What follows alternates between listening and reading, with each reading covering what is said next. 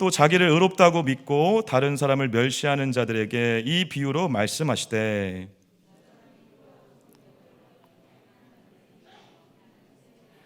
바리새인은 서서 따로 기도하여 이르되 하나님이여 나는 다른 사람들 곧 토색 불의 간음을 하는 자들과 같지 아니하고 이 세리와도 같지 아니함을 감사하나이다.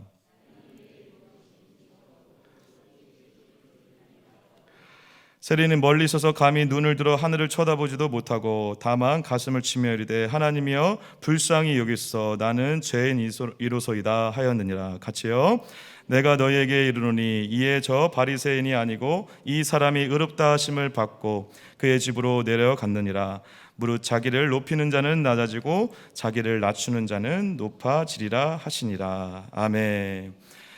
오늘 누가복음 18장 말씀을 가지고 두 사람의 의라는 제목으로 우리 사랑하는 조상훈 목사님 나오셔서 말씀 전해 주시겠습니다. 우리 동강교회 와서 처음 이제 설교하는, 물론 새벽 예배 때는 설교를 좀 하시긴 하셨는데 부임 설교나 다름없습니다. 저도 처음에 여기 와서 섰을 때 엄청 떨렸었는데요. 우리 조상훈 목사님 떨리지 않고 담대하게 말씀 선포하실 수 있도록 큰 박수로 환영해 주셨으면 좋겠습니다.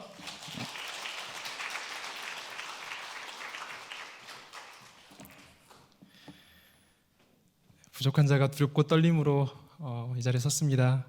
종의 연약함을 보지 마시고 주의 말씀 앞에 은혜 받으시는 복된 시간 되시기를 간절히 소원합니다. 우리가 잘 알고 있는 격언 중에 말은 그 사람의 인격을 표현한다, 이런 격언이 있습니다. 즉 누군가가 말하는 것을 가만히 들여다보면 그 사람의 말 속에서 그가 어떤 사람인지가 자연스럽게 드러난다는 것입니다. 기도도 마찬가지겠죠. 말이 한 사람의 인격을 드러낸다면 기도는 우리의 신앙을 드러내는 하나의 지표가 될 수 있습니다. 그래서 우리는 기도를 많이 하는 것도 중요하지만 바른 기도, 옳은 기도를 할 수 있도록 늘 우리의 신앙을 점검해야 하는 것입니다. 오늘 우리가 읽은 이 본문 말씀에는 두 사람의 기도가 나오고 있습니다. 한 사람은 바리새인이고 다른 한 사람은 세리입니다. 예수님은 이 말씀을 하나의 비유로 만들어서 사람들에게 들려주셨는데 예수님이 굳이 이런 비유를 하셨던 이유가 무엇이겠습니까? 하나님께서 어떤 기도를 들으시는가? 하나님께서 들으시는 기도는 어떤 기도인가? 예수님은 이것을 가르쳐 주시기 위해서 사람들에게 이 비유의 말씀을 들려주셨던 것입니다. 뿐만 아니라 더 나아가서는 우리의 잘못된 신앙, 어그러진 신앙의 모습들을 돌아보고 깨닫게 하시려고 엄중한 경고의 말씀으로 이 말씀을 우리에게 주시는 것입니다. 이 시간 우리에게 주시는 이 말씀을 통해서 우리 각 사람이 겸손히 우리의 신앙을 점검해보고 하나님 앞에 바른 신앙으로 설 수 있기를 간절히 소원합니다. 먼저 예수님께서 들려주셨던 이 비유의 배경을 간략하게 살펴보겠습니다. 9절 말씀해 보시면 예수님께서 이 비유를 이렇게 시작하고 계십니다. 두 사람이 기도하러 성전에 올라가니 하나는 바리새인이요 하나는 세리라. 유대인들은 일반적으로 하루에 3번씩 기도하는 전통이 있었습니다. 말씀을 한번 보겠습니다. 다니엘서 6장 10절 말씀해 보시면 다니엘이 이 조서에 왕의 도장이 찍힌 것을 알고도 자기 집에 들어가서는 윗방에 올라가서 예루살렘으로 향한 창문을 열고 전에 하던 대로 하루 3번씩 무릎을 꿇고 기도하며 그의 하나님께 감사하였다라는 말씀이 나오고 있습니다. 또 시편 55편 17절 말씀해 보시면 저녁과 아침과 정오에 내가 근신하여 탄식하리니 여호와께서 내 소리를 들으시리로다, 이런 고백을 하고 있습니다. 그러니까 유대인들은 하루에 3번, 보통 오전 9시 그리고 정오인 12시 그리고 오후 3시가 되면 모든 일을 잠시 멈추고 하나님 앞에 나아가서 기도하는 습관을 가지고 있었던 것입니다. 그래서 정한 시간이 되면 어떤 사람은 예루살렘 성전으로 올라가서 기도를 하고 또 어떤 사람은 회당에 모여서 기도를 하고 또 어떤 사람들은 자기 집 골방이나 옥상에 올라가서 각자 처한 환경에 따라서 경건한 기도의 시간을 가졌던 것입니다. 이 비유에 나오고 있는 바리새인과 세리 역시도 기도 시간에 맞춰서 예루살렘 성전으로 올라가고 있는 것을 볼 수가 있습니다. 그리고 성전에 도착해서 두 사람이 각자 기도를 시작합니다. 먼저 바리새인의 기도를 보겠습니다. 바리새인이라는 이름은 분리된 자들이라는 뜻을 가지고 있는데 그만큼 말씀 앞에 경건하고 구별되게 살아가려고 몸부림쳤던 사람들이 바로 이 바리새파 사람들이라고 할 수 있습니다. 11절 말씀에 보시면 바리새인이 성전에 올라가서 서서 따로 기도를 시작했다라고 나오고 있습니다. 예수님은 바리새인들의 특징을 꼭 집어내시면서 따로라는 단어를 의도적으로 사용하고 계신 것입니다. 분리된 자들이라는 이름을 가지고 있었던 이 바리새인이 그 이름에 걸맞게 성전에 가서도 따로 기도를 시작합니다. 아마도 사람들이 가장 많이 오가는 곳, 사람들 눈에 가장 잘 띄는 곳에 서서 이렇게 기도했을 것입니다. 11절입니다.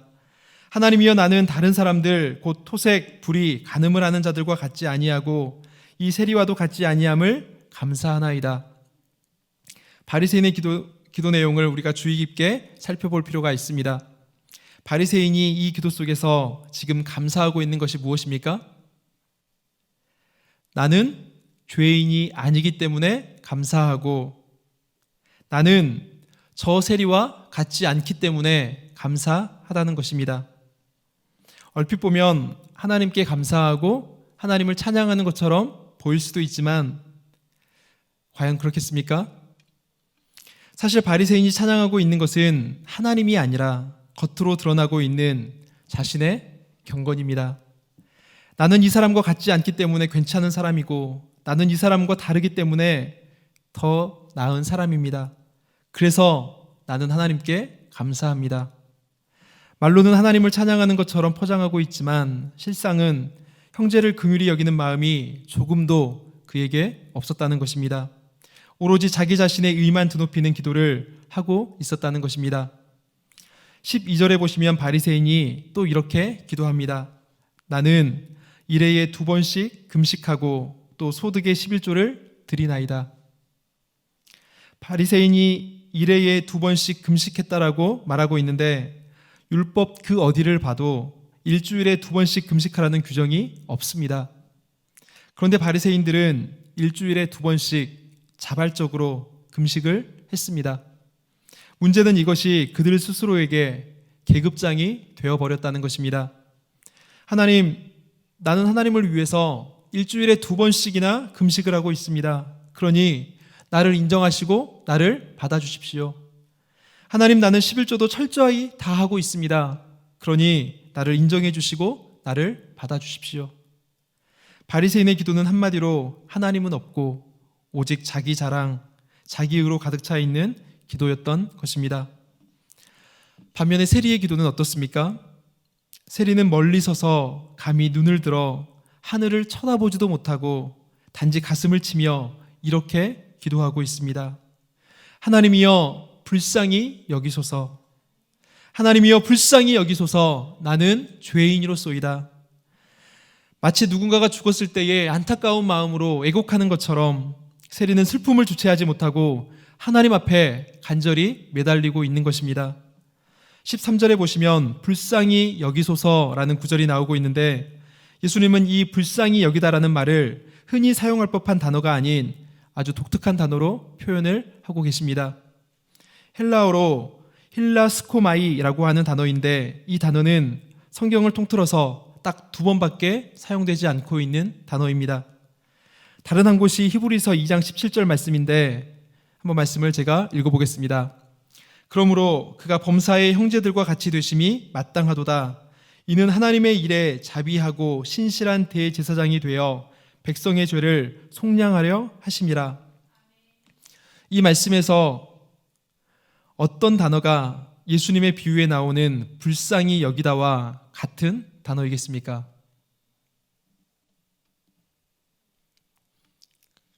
네, 속량이라고 하는 단어입니다.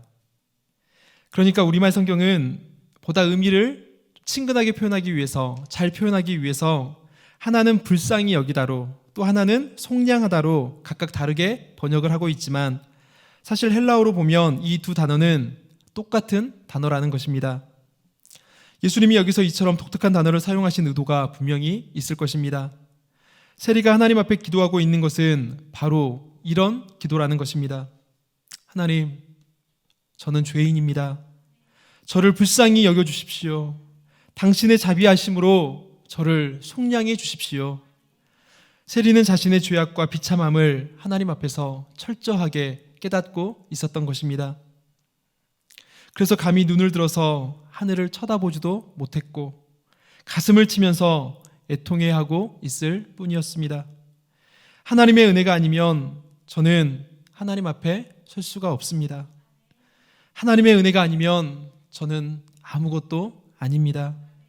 그러니 하나님, 저를 불쌍히 여기시고 저를 속량해 주십시오. 우리는 세리가 어떤 사람들인지 성경을 통해서 너무나도 잘 알고 있습니다. 세리라고 하는 사람들은 율법을 잘 알지도 못했을 뿐만 아니라 율법을 안다고 해도 그것을 전혀 지키지 않았던 사람들이 바로 이 세리입니다. 동족을 괴롭히면서까지 자기 배만 채웠던 사람들, 그래서 죄인들의 대표처럼 여겨졌던 사람들이 바로 성경에 등장하는 세리의 모습입니다. 그런데 이처럼 율법을 등지고 살아왔던 세리가 기도하러 성전으로 올라온 것입니다. 이곳에 오면 사람들의 반응이 어떨지 세리가 잘 알고 있었을 것입니다. 모든 사람들에게 조롱을 받고 비난받을 게 불보듯 뻔했지만 세리는 그것을 감수하고 하나님이 계신 성전으로 한 걸음 한 걸음 올라왔습니다. 왜 그랬겠습니까? 남들에게 보이기 위해서가 아니고 의무감 때문이 아니고 정말로 하나님의 은혜, 하나님의 긍휼하심이 그의 삶에 필요했기 때문입니다. 바리새인과는 전혀 다른 모습입니다. 바리새인은 율법을 철저하게 지켜왔고 율법의 요구 이상으로 율법에 순종해 왔기 때문에 그것을 자기 의로 여겨서 하나님 앞에 당당히 나아갔습니다. 그리고 자신의 의를 붙잡고 하나님 앞에 당당하게 기도했습니다. 그런데 세리는 어떻습니까? 멀리 서서 감히 눈을 들어서 하늘을 쳐다보지도 못하고 단지 가슴을 치면서 하나님의 은혜, 하나님의 긍휼을 구하고 있는 것입니다. 예수님은 이 비유를 마치신 후에 두 사람에 대해서 평가를 하십니다. 그런데 이 평가가 아주 단호하십니다. 바리새인은 의롭지 못하고 세리는 의롭다. 이것이 바로 예수님이 내리신 두 사람에 대한 평가이십니다. 우리가 생각할 때는 그냥 그런가 보다 싶을 수도 있겠지만 사실 이것은 굉장히 위험한 말입니다. 왜냐하면 누가 봐도 바리새인과 세리는 비교의 대상이 될 수 없습니다.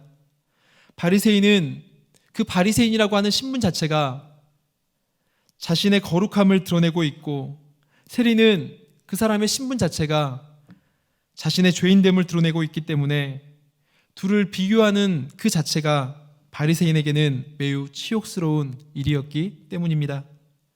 그런데 예수님은 이 둘을 비교하는 데서 그치지 않고 더 나아가서 아주 충격적인 결론을 내리셨던 것입니다.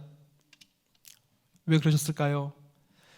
사람은 외모를 보지만 하나님은 중심을 보시는 분이기 때문에 그렇습니다. 우리가 늘 신경 쓰고 살아가는 사람들의 눈, 사람들의 평가는 사실상 그렇게 중요한 것이 아닐 수 있습니다. 더 중요한 것은 중심을 보시는 하나님의 평가입니다. 그런데도 우리의 마음, 우리의 시선은 하나님을 향하지 못하고 사람들을 향하고 있을 때가 얼마나 많이 있습니까? 주 안에 된 성도 여러분, 바리새인과 세리가 지금 서 있는 곳이 어디입니까? 하나님을 예배하는 곳, 하나님의 거룩하심이 가장 찬란하게 빛나고 있는 곳, 바로 성전입니다. 하나님의 백성들이 제사를 드리고 애통하는 마음으로 하나님의 은혜와 하나님의 자비를 구하는 곳, 하나님의 긍휼을 덧입는 곳이 이들이 서 있는 성전입니다. 그런데 이 성전에서 하나님을 예배하기 위해서 소를 잡고 양을 잡을 때 바리새인은 과연 무슨 생각을 했을까요? 하나님, 저는 저 제물과 별로 상관이 없습니다. 저는 죄를 짓지도 않았고요. 금식 기도도 많이 했고요. 헌금도 많이 하지 않았습니까? 저 죄인처럼 살지도 않았고요. 내가 하나님을 어떻게 사랑하는지 하나님이 더 잘 아시지 않습니까? 바리새인은 자기가 행한 것으로 자기의 의로 하나님 앞에 인정을 받을 수 있을 것이라고 생각을 했을 것입니다. 자신은 결코 죄인이 아니라고 믿었기 때문입니다. 그러나 세리는 달랐습니다. 하나님, 저에게 저 속량이 필요합니다. 소망 없는 제 인생 가운데 바로 저 속량이 필요합니다. 저는 허물 많고 죄악된 것이 너무 많아서 하나님의 은혜가 아니면 용서받을 수 없는 그런 추악한 사람입니다. 그러니 저를 불쌍히 여겨주시고 저를 용서해 주십시오. 저를 속량해 주십시오. 세리는 하나님의 은혜가 아니면 자신은 아무것도 아니라는 것을 깨달았습니다. 그래서 하나님의 은혜만을 구하고 하나님께만 매달렸던 것입니다. 그렇다면 바리새인과 세리 중에서 하나님을 간절히 찾고 있는 사람, 하나님을 만나기 위해서 성전으로 달려온 사람, 진정으로 하나님을 예배하고 있는 사람이 누구이겠습니까? 하나님의 은혜가 정말로 필요한 사람이 누구이겠습니까? 나는 죄 없다, 나는 완벽하다 말하는 바리새인이 아니라 자신의 죄인됨을 철저하게 깨닫고 겸손하게 낮춘 세리야말로 하나님의 은혜가 필요한 사람이요, 하나님의 은혜를 간절히 사모하고 있는 사람인 것입니다. 마태복음 9장 13절에 보시면 예수님께서 이렇게 말씀하십니다. 너희는 가서 내가 긍휼을 원하고 제사를 원하지 아니하노라 하신 뜻이 무엇인지 배우라. 나는 의인을 부르러 온 것이 아니요 죄인을 부르러 왔노라. 건강한 자에게는 의사가 쓸데없고 병든 자에게 의사가 필요한 것처럼 스스로 죄인됨을 깨닫고 고백하는 사람만이 예수님을 간절히 찾습니다. 예배를 드리는 행위에서 끝나지 않고 그 예배 가운데에서 하나님의 긍휼하심, 하나님의 자비하심을 간절하게 구하게 되는 것입니다. 그리고 마침내는 하나님으로부터 내가 의롭다라고 인정을 받을 수 있는 것입니다. 그런데 바리새인은 스스로를 이미 의롭다라고 여기고 있기 때문에 더 이상 하나님의 의를 구할 필요가 없었습니다. 지금으로도 충분히 나는 의롭습니다라고 고백하고 있는데 과연 하나님의 의를 구할 필요가 있었을까요? 그럴 필요가 없다는 것입니다. 그의 의로움을 자신이 인정하고 있고 자신의 의로움 대신 하나님을 구하지 않고 있는데 하나님께서도 그를 의롭다고 하실 필요가 없게 되는 것입니다. 이것은 심각한 교만이고 착각일 수밖에 없습니다. 바리새인이 아무리 자기 입으로 의로움을 고백하더라도 그의 의로움을 판단하실 수 있는 분, 그분은 하나님 오직 한 분뿐이십니다. 더욱이 하나님께서 요구하시는 의, 하나님께서 우리에게 요구하시는 의가 어떤 의입니까? 상대적인 의, 남보다 조금 나은 그런 의가 아닙니다. 하나님께서 우리에게 요구하시는 의는 절대적인 의입니다. 바리새인들은 자신들이 율법을 굉장히 사랑하고 율법을 온전히 지키며 살아왔다라고 자부했지만 과연 하나님도 그렇게 평가하실 것이냐? 이것이 바로 문제입니다. 예를 한번 들어보겠습니다. 바리새인들은 율법을 이해할 때 해야 할 것과 하지 않아야 할 것, 이런 식으로 일종의 생활 규범으로서 율법을 이해했습니다. 그래서 잘 아시는 것처럼 613가지의 계명을 만들어서 이것은 해야 하고 이것은 하지 말아야 하고 이런 것을 가지고서 사람들을 정죄하고 자기 자신을 말씀 앞에 판단하면서 살아갔습니다. 그런데 사실 율법은 10계명으로 요약할 수가 있고 10계명은 잘 아시는 것처럼 하나님 사랑과 이웃 사랑, 그러니까 이중 사랑의 계명으로 요약할 수가 있는 것입니다. 결국 율법이라는 것은 사랑의 계명이라는 것입니다. 그런데 바리새인들은 이 율법의 정신, 하나님께서 율법을 주신 그 이유와 목적은 다 잊어버린 채, 사랑의 마음은 다 잊어버린 채 겉으로 보이는 껍데기만 붙들고 그렇게 살아갔다는 것입니다. 결국 율법을 제대로 지키려는 사랑의 마음, 사랑의 삶이 이루어져야 하는 건데 문제는 하나님이 요구하시는 사랑의 수준이 어느 정도이냐는 것입니다. 바리새인들이 하나님 앞에 우리는 계명을 잘 지켰습니다. 율법을 잘 지켰습니다. 우리는 하나님 앞에 인정받을 만합니다. 라고 이야기를 해도 과연 그것이 하나님 앞에 인정받을 수 있느냐는 것입니다. 하나님께서 요구하시는 율법, 사랑으로 요약되는 이 율법 어느 수준이냐면 우리가 잘 아는 것처럼 신명기 6장 5절에 보시면 하나님을 사랑하되 마음을 다하고 뜻을 다하고 힘을 다하여 하나님을 사랑하라고 우리에게 요구하고 계시는 것입니다. 그렇다면 감히 어느 누가 하나님께 제가 하나님을 이렇게 사랑하고 있습니다, 제가 하나님을 이렇게 사랑하고 있습니다 라고 나의 의로움을 드러낼 수가 있겠습니까? 장담하건대 하나님이 그 크기를 재시고 그 무게를 달아보신다면 우리 모두는 전부 다 자격 미달인 사람들일 것입니다. 그렇기 때문에 만약 이런 방식으로 하나님이 우리의 의로움을 측량하신다면 율법은 우리에게 저주이지 결코 선물이 될 수 없는 것입니다. 우리는 율법을 완전히 지켜낼 능력이 없는 사람들이기 때문입니다. 더구나 평생 율법을 잘 지켰다라고 한다고 해도 마지막 순간에 실수라도 조금 해서 죄를 짓게 된다면 우리가 그동안 쌓아왔던 의는 전부 다 물거품이 되고 말 것입니다. 더 불안한 것은 내가 과연 하나님 기준에 합당한 의를 갖췄는지 갖추지 못했는지 우리 스스로가 그것을 확신할 수가 없으니 죽는 순간까지 조마조마한 인생을 살아갈 수밖에 없다는 것입니다. 율법에 매여서, 율법에 억눌려서 자유함이 없는 그런 인생을 살아갈 수밖에 없다는 것입니다. 이것이 얼마나 불안한 것인지 이 기분을 제가 느껴본 적이 있습니다. 대학 시절에 2년 동안 고생해서 군사훈련을 받고 임관전에 최종적으로 신체 검사를 하게 되었는데 신장을 측정하는 측정 기계에 올라갈 때에 기분이 굉장히 조마조마했습니다. 사실 처음에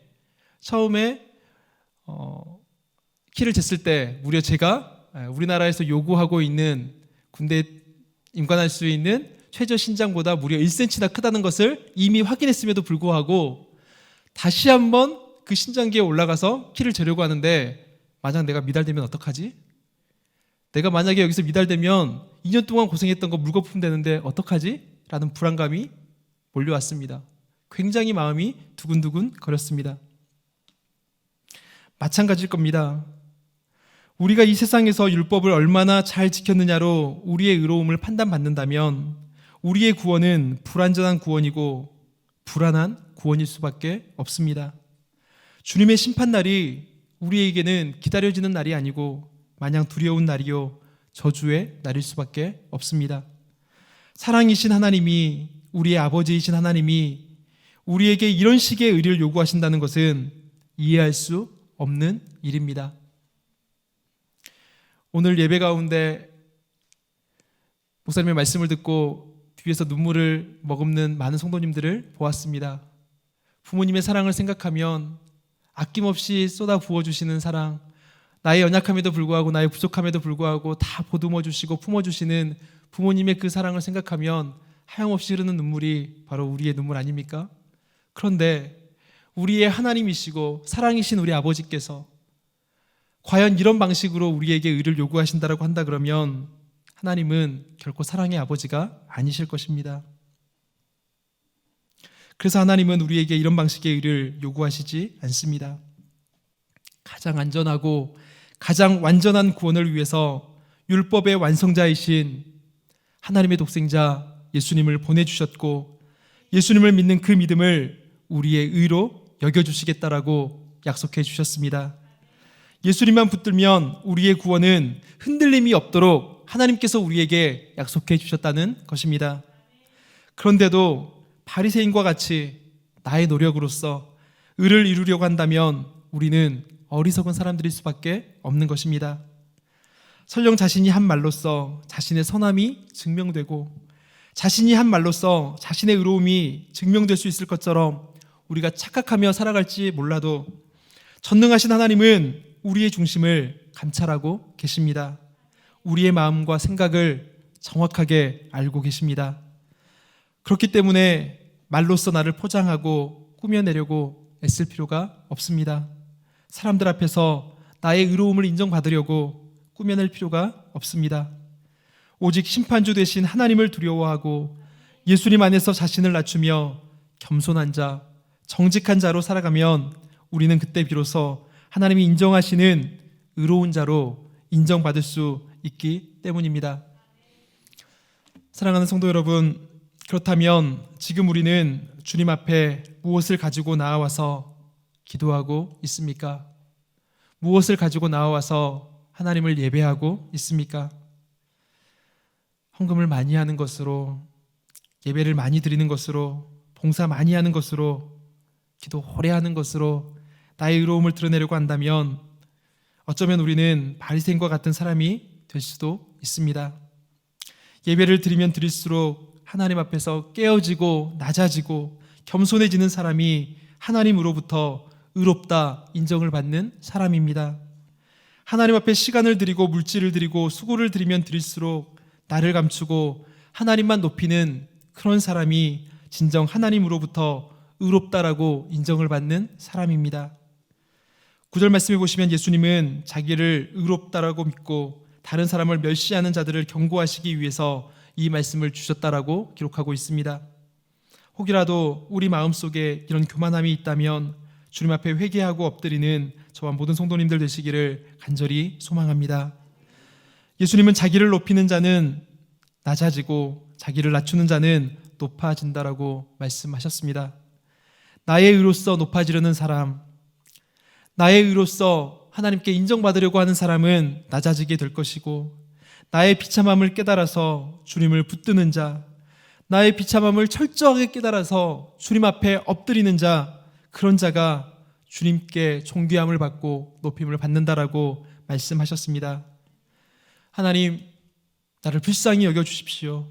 하나님의 은혜가 아니면 나는 한순간도 살 수가 없습니다. 우리가 주님 앞에 이러한 마음으로 엎드려서 기도할 때에 하나님께서 우리를 긍휼히 여겨주실 줄로 믿습니다. 은혜 중에 우리가 100일 작정기도와 비전센터를 위한 릴레이 기도를 계속 이어가고 있습니다. 기도의 시간이 많아지면 많아질수록, 우리의 기도가 깊어지면 깊어질수록 우리 안에 이러한 마음이 더욱 뜨겁게 회복될 수 있기를 간절히 소원합니다. 세리와 같이 갈급한 마음 가지고 주님 앞에 엎드릴 때에 주님께서 우리 가운데 은혜를 베풀어 주셔서 주님의 마음을 깨닫게 하여 주시고, 주님이 우리가 의가 되심이 우리의 영원한 위로와 소망이 되어서 주님 앞에 서는 날까지 우리의 연약함에도 불구하고 오직 주님 붙잡고 주님 바라보며 한 걸음 한 걸음 믿음의 경주를 달려나가는 우리의 삶이 될 수 있기를 간절히 소원합니다.